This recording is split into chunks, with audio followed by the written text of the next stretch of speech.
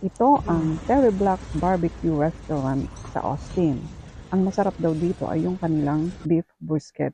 Tara at makita natin kung paano nila lutuin.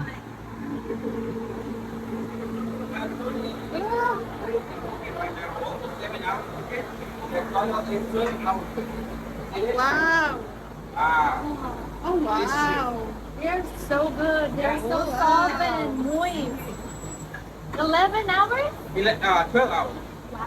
Now it's almost 7 hours. But total is 12 hours cooking. How many of those you cook in a day? In a day, like now, it's 250 right now.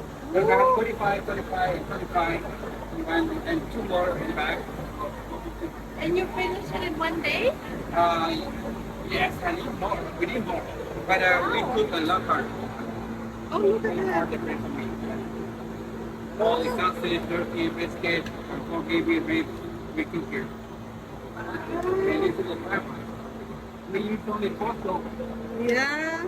It is All the natural. Yeah, all natural. That's All the good. meats and the smoke. They go go there. Yeah, Oh. go to the meat and the, make Wow. the brisket.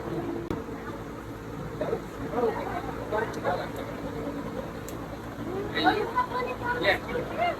It's actually not accurate, but I have one Dallas, one Lockhart, Austin, Waco, coming from. Mag-order na tayo at tikman natin ang kanilang beef brisket.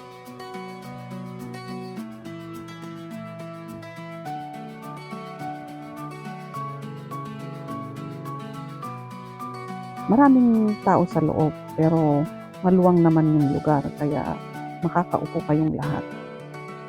Ito na yung order namin. Yun na yung beef brisket. Ang sarap talaga. Napakasarap. Kasi malambot siya, very tasty and juicy. Kaya pala maraming tao at talagang pinipilahan. At busy talaga sila kasi nga, yun, masarap yung pagkain nila at yung specialty nila na beef brisket.